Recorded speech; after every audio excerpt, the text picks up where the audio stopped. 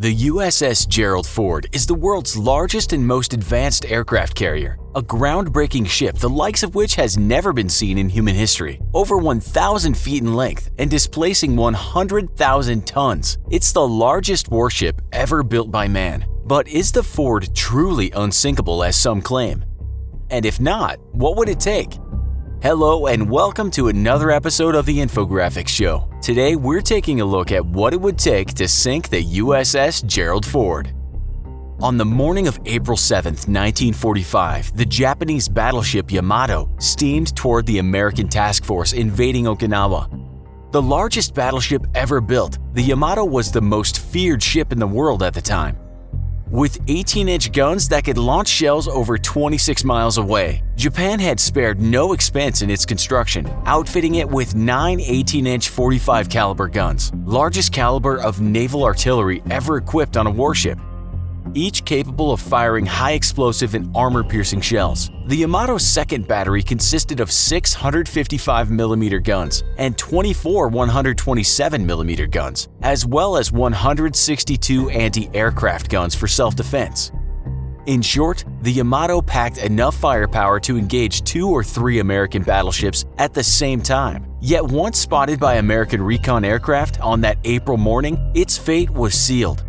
By the time the day was done, the Yamato would fall victim to an American air attack of over 300 aircraft, of which the Americans would lose only 10. The USS Gerald Ford has drawn many comparisons from skeptical defense analysts to the Yamato. Battleships were powerful and feared weapons of war, and none more so than the Yamato.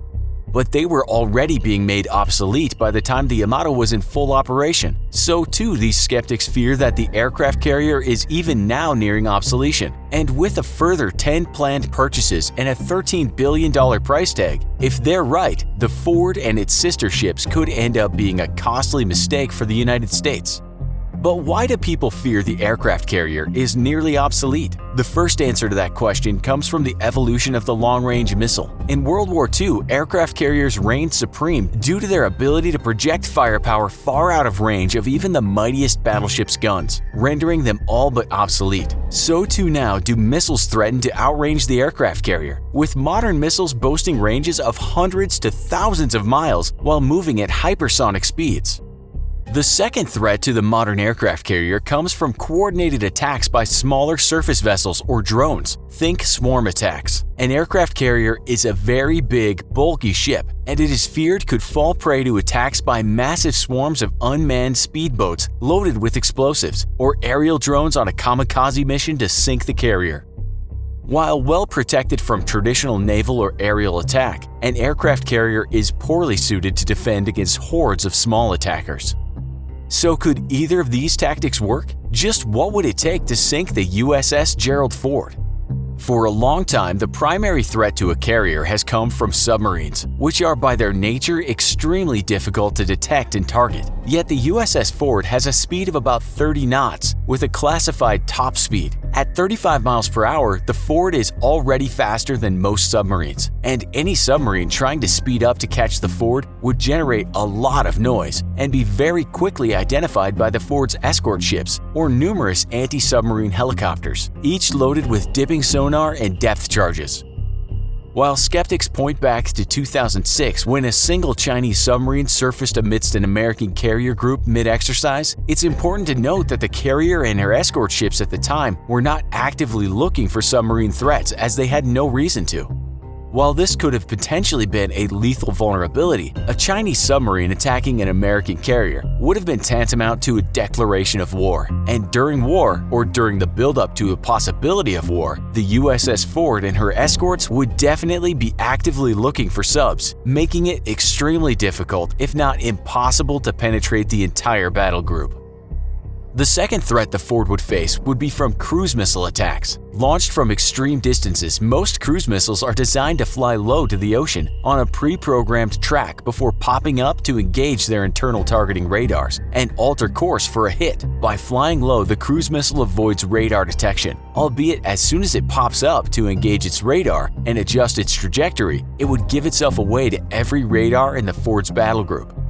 In that scenario, the battle group's Aegis cruisers would coordinate a defense of the entire group, firing salvos of SM-6 or RIM missiles to destroy incoming missiles. With 2 RIM launchers installed on the Ford and dozens across the rest of the battle group, a cruise missile would need to penetrate several layers of anti-missile defense, each extending out for tens of miles. Even if these somehow failed, however, each ship in the battle group is equipped with CIWS Phalanx turrets, chain guns capable of tracking and firing on inbound missiles at over 50 rounds a second. The Ford alone has 3 equipped. The best way to overcome the Ford's missile defenses would thus be to launch a large volley of cruise missiles. But cruise missiles have one fundamental weakness: they require a launch platform, either a ship, submarine, or aircraft. With the Ford's 90-plus complement of combat aircraft and 4 ED-2 Hawkeye early warning radar planes, the carrier could cast a protective bubble of surveillance hundreds of miles around the entire battle group. Easily spotted, there simply exists no naval or air force in the world that could survive long enough to get in range of a Ford carrier and its battle group. Even during the Cold War, Soviet military doctrine dictated the sacrifice of dozens of Tu-22M backfire bombers and kamikaze missions against American carrier battle groups. Few, if any, were expected to survive the attempt to attack an American carrier, and the US was so confident of its ability to defend their carriers that their own military doctrine dictated the widespread use of carriers in a conflict against the Soviet Union. Ballistic missiles prove a much bigger threat, however, as they can be launched from thousands of miles away, making their launch platforms difficult if not impossible to neutralize early. While typically reserved for delivering nuclear weapons to major cities, modern ballistic missiles such as those developed by China and Russia purportedly have the maneuverability to alter their course on their descent trajectory, and thus accurately targeting a small moving target such as an aircraft carrier. Yet, while touting its arsenal of hundreds of DF-21 carrier killer missiles, these types of missiles require long and complex kill chains made up of several key links that make it possible to A. spot a carrier, B. identify a carrier, C. track the carrier, and D. accurately target a carrier. These links range from aerial radar platforms, tracking satellites, command and control centers, down to the actual missile itself. China has to date not shown the capability to master every link in this long and complex chain, nor its ability to defend these varied assets from attack, which would thus disrupt their entire capability. Even so, a Ford's battle group is well equipped to defend itself from ballistic missile strikes, as proven by recent tests of the SM-6 missile carried by the group's Aegis cruisers. While a saturation strike of dozens of missiles would have a good chance of overwhelming the carrier's defenses, it's unlikely China or Russia could protect the vital communications and tracking elements needed to guide those missiles in the first place, long enough to actually hit a fast-moving Ford carrier. The last threat to the American Ford-class carriers comes from swarms of drones and speedboats laden with explosives, an emerging and very real threat. Both of these attacks would require a carrier to be operating extremely close to hostile shores, something which a Ford carrier would never do during wartime. A swarm of fast attack boats would likely not have the range to find and then close with a carrier battle group on the open seas. And even if they did, they would have to face a gauntlet of helicopters and escort ships laden with 50 caliber machine guns. While in simulations, swarm attacks against American carriers have proven it can be a devastating threat. As long as the carrier battle group remained outside of coastal waters, it would likely be out of range.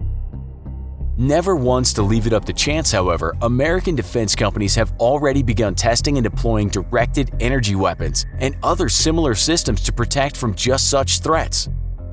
The USS Gerald Ford is the first in the new line of Ford-class carriers, carrying over 90 aircraft to include 2 squadrons of F-35Cs. Ford carriers will be the most formidable weapons of war ever created. Yet, as technology continues to advance, it may be shifting the advantage to smaller, faster weapons, such as anti-ship missiles, prompting a retaliatory arms race in defensive weapons, such as lasers and railguns. In the end, only combat will prove if the Ford-class carriers will continue to dominate the seas for America and its allies, just as the Nimitz carriers did before them, or if the supercarrier has finally seen the end of its days. Do you agree with our analysis? How do you think this would all play out? Let us know in the comments. Also, be sure to watch our other video called Smallest Aircraft Carrier in the World. Thanks for watching, and as always, don't forget to like, share, and subscribe. And as ever, see you next time.